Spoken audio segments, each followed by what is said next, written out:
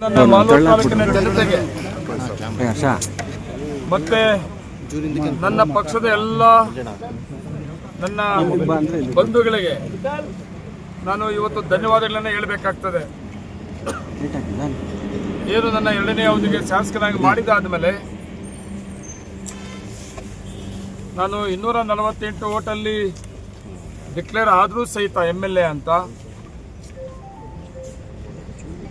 ನನಗೆ ಬಿಜೆಪಿ ಅಭ್ಯರ್ಥಿ ಕೋರ್ಟ್ಗೆ ಹೋಗಿ ಕೋರ್ಟಲ್ಲಿ ನಾನು 2.5 ವರ್ಷ, ಅದು ಹೈಕೋರ್ಟ್ ಆಗಿರ್ಬೋದು, ಸುಪ್ರೀಂ ಕೋರ್ಟ್ ಆಗಿರ್ಬೋದು, ತುಂಬ ನೋವು ತಿಂದಿದ್ದು ಕೂಡ ನಾನು. ನನ್ನ ಜೊತೆಗೆ ನನ್ನ ತಾಲೂಕಿನ ಜನತೆ, ನನ್ನ ಅಭಿಮಾನಿಗಳು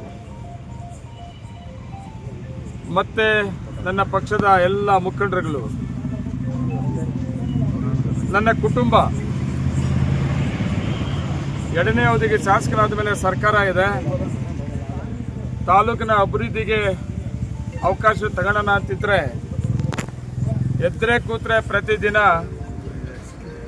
ಹೈಕೋರ್ಟು ಕೌಂಟಿಂಗ್ ಅಂತೆ, ಏನೋ ಆಗಾಗದಂತೆ, ಏನೋ ಮಾಡಿಬಿಟ್ಟವ್ರಂತೆ, ನಾನು ಗೆದ್ದುಬಿಡ್ತೀನಿ, ಅವರು ಸೋತೋಗ್ಬಿಡ್ತಾರೆ, ರೀಕೌಂಟಿಂಗ್ ಆಗ್ತದೆ, ಎಲೆಕ್ಷನ್ ಆಗ್ತದೆ, ಇದನ್ನೇ ಕೇಳಿ ಕೇಳಿ ಕೇಳಿ ಕೇಳಿ ಆ ಕೋರ್ಟು ಇದನ್ನೆಲ್ಲ ಕೇಳಿಕೊಂಡು ತುಂಬ ನನ್ನ ಅಭಿಮಾನಿಗಳು, ನನ್ನ ತಾಲೂಕಿನ ಜನತೆ ಮತ್ತು ನನ್ನ ಕುಟುಂಬ ಕೂಡ ತುಂಬ ನೋವು ತಿಂದಿತ್ತು.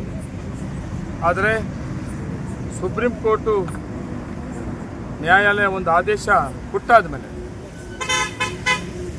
ಇವತ್ತೇನು ರೀಕೌಂಟಿಂಗ್ ಮಾಡಬೇಕು ಅಂತೇಳಿ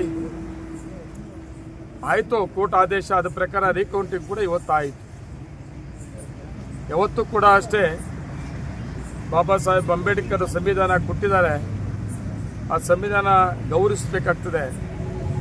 ಆ ಗೌರವ ಕೊಡಂಥವ್ರಿಗೆ ಆ ಸಂವಿಧಾನ ಗೌರವ ಗೊತ್ತಿರ್ತದೆ, ಇವ್ರಿಗೆಲ್ಲ ಅದೆಲ್ಲ ಗೊತ್ತಿಲ್ಲ.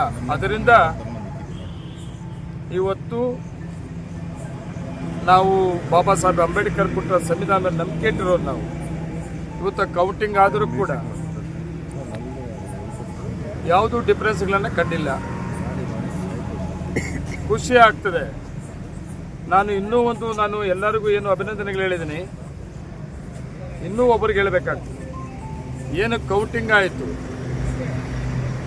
ಕೌಂಟಿಂಗಲ್ಲಿ ಅಧಿಕಾರಿಗಳು ಕೌಂಟಿಂಗ್ ಮಾಡಿದ್ದನ್ನ ಅನುಮಾನ ಪಡ್ತಾ ಇದ್ವಿ. ಪ್ರೊಸೀಜರು ಲ್ಯಾಪ್ಸ್ ಆಗಿದೆ ಅನ್ನೋದು, ಏನೋ ಮಾಡಿಬಿಟ್ಟವ್ರೆ ಅನ್ನೋದು, ಏನೋ ಅಕ್ರಮ ಮಾಡಿಬಿಟ್ಟಿದ್ದಾರೆ ಅನ್ನೋದು. ನಿಜವಾಗ್ಲೂ ಖುಷಿ ಆಗಿದೆ ಏನಂದ್ರೆ, ನನಗೆ ಅವತ್ತು ಅಧಿಕಾರಿಗಳು ಯಾರು ಮಾಡಿದ್ರು ಏನೋ ನನಗೆ ಗೊತ್ತಿಲ್ಲ. ಅವತ್ತು ನನ್ನ ಅಧಿಕಾರಿಗಳು ಅಲ್ಲ, ನನ್ನ ಸರ್ಕಾರನೂ ಅಲ್ಲ. ಯಾವುದೇ ಸರ್ಕಾರ ಇರಲಿ, ಯಾವುದೇ ಅಧಿಕಾರಿಗಳಿರಲಿ, ಅವರ ಕೆಲಸವನ್ನು ತುಂಬ ಜವಾಬ್ದಾರಿಯುತವಾಗಿ ಮಾಡಿರೋದ್ರಿಂದ ಇವತ್ತು ಮುಖಭಂಗ ಆಗಿದೆ ಅವರಿಗೆ. ನಾನೇನು 2.5 ವರ್ಷ ನೋವು ತಿಂದಿದ್ದೆ, ನನ್ನ ಕಾರ್ಯಕರ್ತರು, ನನ್ನ ಕುಟುಂಬ ನೋವು ತಿಂದಿತ್ತು. ಇವತ್ತು ನನಗೆ ನ್ಯಾಯ ದೊರಕಿದೆ, ನ್ಯಾಯಾಲಯದಿಂದ ನ್ಯಾಯ ದೊರಕಿದೆ. ಅದೇನೇ ಆದರೂ ಕೂಡ ಮಾಲೂರು ತಾಲೂಕಿನ ಇತಿಹಾಸ ನಾನು ಮತ್ತೆ ಹೇಳ್ತಾ ಇದ್ದೆ. ಇದು ಮಾಲೂರು ತಾಲೂಕಲ್ಲಿ ಮೊಟ್ಟ ಮೊದಲ ಇತಿಹಾಸ ಇದೆ. ಮಾಲೂರು ತಾಲೂಕಲ್ಲಿ ಎಲೆಕ್ಷನ್ ಆದಮೇಲೆ ಗೌರವವಾಗಿ ಎಲ್ಲರೂ ಒಟ್ಟಿಗೆ ಇರೋಂಥ ತಾಲೂಕಿದು. ಏನು ಮಾಡ್ತೀರಿ, ನಾವು ಮಾಡಿದಂಥ ತಪ್ಪನ್ನು ಹಿರಿಯರು ಹೇಳ್ತಾರೆ, ನೀನು ಮಾಡಿದ್ದು ನೀನೇ ಉಣ್ಣಪ್ಪ ಅಂತ. ಉಂಡಿದ್ದು ಆಯಿತು, ನೋವು ತಿಂದಿದ್ದು ಆಯಿತು. ಅದಕ್ಕೆ ದೇವರು ಮತ್ತು ಸಂವಿಧಾನ ಎರಡೂ ಕೂಡ ಉತ್ತರ ಕೊಟ್ಟಿದೆ. ಇವತ್ತು ನಾನು ಮತ್ತೆ ಇನ್ನೇನು ಮಾತಾಡೋಕ್ಕೆ ಹೋಗೋದಿಲ್ಲ.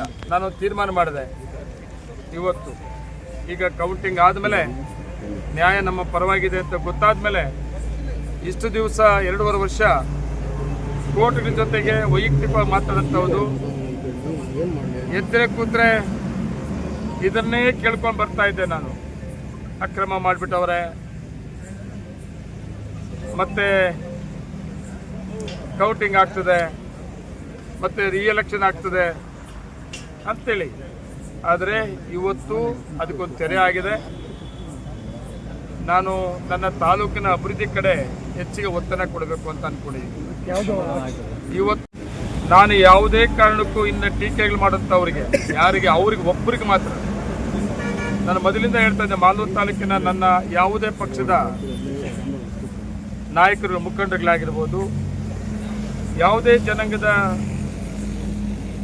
ಜನಾಂಗದವರಾಗಿರ್ಬೋದು, ನನ್ನ ಬಗ್ಗೆ ಏನಾದರೂ ಮಾತಾಡಿದಾಗ ನಾನು ಅದಕ್ಕೆ ಕೌಂಟರ್ ಕೊಡೋದಿಲ್ಲ ಅಂತ ಮೊದಲಿಂದಲೂ ಹೇಳಿದ್ದೀನಿ. ನಾನು ಅವ್ರ ಬಗ್ಗೆ ನಾನು ಮಾತಾಡೋಕ್ಕೆ ಹೋಗಿಲ್ಲ. ಆದರೆ ಈ ವ್ಯಕ್ತಿಯಿಂದ ನಾವು ತಿನ್ನಂಥ ನೋವು, ಅವರೇನು ಮಾತಾಡಿದ್ರು, ನಾನೇನು ಮಾತಾಡಿದ್ದೆ, ಎಷ್ಟು ಕಷ್ಟಗಳು ನೋವು ತಿಂದೆ, ಆದರೆ ಇನ್ನೇನು ಇಲ್ಲ, ಸಮಾಧಾನ ಆಗಿದೆ ನನಗೆ. ಇನ್ನು ಮುಂದೆ ನಾನು ನನ್ನ ಬಗ್ಗೆ 1000 ಮಾತಾಡಲಿ, ನಾನಂತೂ ಅವ್ರ ಬಗ್ಗೆ ಮಾತಾಡೋಕ್ಕೆ ಇನ್ನು ಹೋಗ್ಕೂಡ್ದು ಅಂತ ತೀರ್ಮಾನ ಮಾಡಿಬಿಟ್ಟಿದ್ದೀನಿ. ನನ್ನ ತೀರ್ಮಾನ ಏನಂದರೆ, ನನ್ನ ಮುಂದಿನ ಗುರಿ ಏನಂದರೆ ಅಭಿವೃದ್ಧಿ. ಇವತ್ತು ನಮ್ಮ ಸನ್ಮಾನ್ಯ ಮುಖ್ಯಮಂತ್ರಿಗಳು ಸಿದ್ದರಾಮಣ್ಣವರು, ಉಪಮುಖ್ಯಮಂತ್ರಿಗಳು DK ಶಿವಕುಮಾರ್ ಕೂಡ ನೋಡಿದ್ದೀವಿ, ವೈಯಕ್ತಿಕವಾಗಿ ಮಾತಾಡಿದ್ದು ಕೂಡ ನೋಡಿದ್ದೀರಿ. ಇವತ್ತು ವೈಯಕ್ತಿಕವಾಗಿ ಮಾತಾಡಿದ್ದು ಜೊತೆಯಲ್ಲಿರೋರನ್ನ ಏನು ಆಗೋಯ್ತು, ಇನ್ನೇನು ಕಮ್ಮಿ ಇಲ್ಲ, ಇನ್ನು ಬಂದ್ಬಿಡ್ತದೆ, ನಾಳೆ ನಾಡುತ್ತೆ MLA ಗಿದ್ದು ನನಗೆ ಬಂದ್ಬಿಡ್ತದೆ ಅಂತೇಳಿ ಹೇಳ್ಕೊಂಡು ಓಡಾಡ್ತಾಯಿದ್ದು. ಪಾಪ ಅವ್ರ ಜೊತೆಲಿರೋರು ಕೂಡ ನೋಡಾಯ್ತು. ನಾನಂತೂ ಅವ್ರ ಬಗ್ಗೆ ಏನು ಮಾತಾಡಿ, ಎಷ್ಟು ಮಾತಾಡಿದ್ರು ಮಾತಾಡ್ಬೋದಿಲ್ಲ. ಇವತ್ತಿಂದ BJP ಅಭ್ಯರ್ಥಿ ಸನ್ಮಾನ್ಯ ಮಾಜಿ ಶಾಸಕರಾದ ಸನ್ಮಾನ್ಯ ಮಂಜುನಾಥ ಗೌಡರು, ನಿನಗೆ ಇವತ್ತು ನ್ಯಾಷನಲ್ ಪರ್ಮಿಷನ್, ನಿನಗೆ ನನ್ನ ಬಗ್ಗೆ ನೀನೇ ಬೇಕೋ ಮಾತಾಡು, ನಾನು ಮಾತ್ರ ಇನ್ನು ಪುಟ್ಟಕ್ಕನಲ್ಲ ನಿನ್ನ. ಇವತ್ತೇನಾದ್ರು ಆಕ್ಷೇಪಣೆಗಳಿದ್ವಾ ಸರ್? ಪುಟ್ಟಕ್ಕಲ್ಲ, ಅಲ್ಲ ಆಕ್ಷೇಪಣೆಗಳು ಬಿಡ್ರಿ, ಏನಾದ್ರು ಸಿಕ್ಕಿದ್ರೆ ಆಕ್ಷೇಪಣೆಗಳಿತ್ತು. ಆ ಭಗವಂತ ಇದ್ದ, ಸಂವಿಧಾನ ಇತ್ತು, ಆ ನ್ಯಾಯ ಇತ್ತು, ಆ ನ್ಯಾಯಾಲಯ, ಸಂವಿಧಾನ, ಆ ದೇವರು.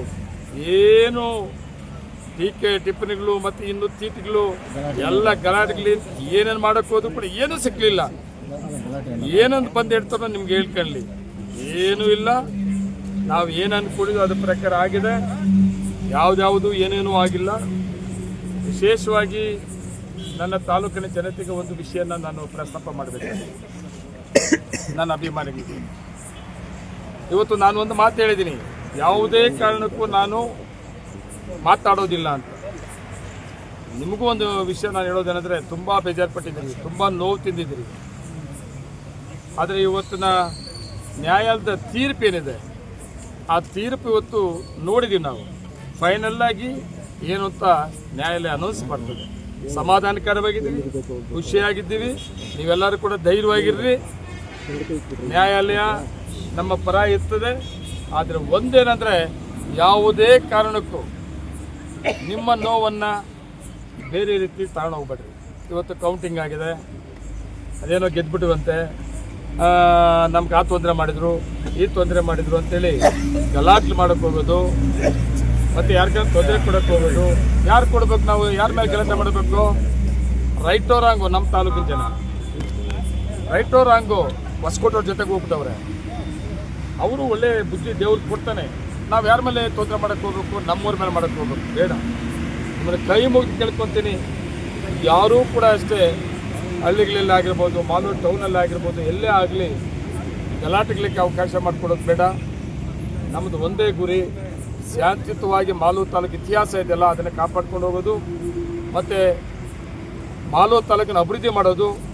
ನಾನು ಈಗ ಒಂದು ರೀತಿಯಲ್ಲಿ ಈ 2.5 ವರ್ಷ ಟೆನ್ಷನ್ನು, ನೋವು, ಕಷ್ಟ, ನಮ್ಮನೆ ನನ್ನ ಅಭಿಮಾನಿಗಳೆಲ್ಲರೂ ಕೂಡ ಇನ್ನೇನು ಇಲ್ಲ. ಹೊಸ ನಂಜೇಗೌಡ ಆಗ್ತಿಲ್ಲ, ಹೊಸ ಬದಲಾವಣೆ ಆಗ್ತೀನಿ. ನನ್ನ ನಂಬಿರೋರನ್ನ ಕೈ ಹಿಡಬೇಕು, ಪಕ್ಷವನ್ನು ಕಟ್ಟಬೇಕು, ತಾಲೂಕನ್ನ ಡೆವಲಪ್ಮೆಂಟ್ ಮಾಡಬೇಕು, ತಾಲೂಕನ್ನ ಶಾಂತಿಯುತವಾಗಿ ತಗೊಂಡು ಹೋಗ್ಬೇಕು. ಇದು ಒಂದೇ ನನ್ನ ಗುರಿ. ಇದಕ್ಕೆ ಇನ್ನು ಉಳಿದಿರೋ ಒಂದು 2.5 ವರ್ಷ ನಾನು ಒತ್ತನ್ನು ಕೊಡ್ತೀನಿ. ಅದರಿಂದ ಎಲ್ಲರೂ ಕೂಡ ನನ್ನ ತಾಲೂಕಿನ ಜನತೆ ಸಂತೋಷವಾಗಿರ್ರಿ, ಖುಷಿಯಾಗಿರ್ರಿ. ಆದರೆ ಎಲ್ಲೂ ಏನೂ ಕೂಡ ಗಲಾಟೆಗಳಿಗೆ ಅವಕಾಶ ಮಾಡಿಕೊಡ್ಬೇಡ್ರಿ ಅಂತ ನಾನು ರಿಕ್ವೆಸ್ಟ್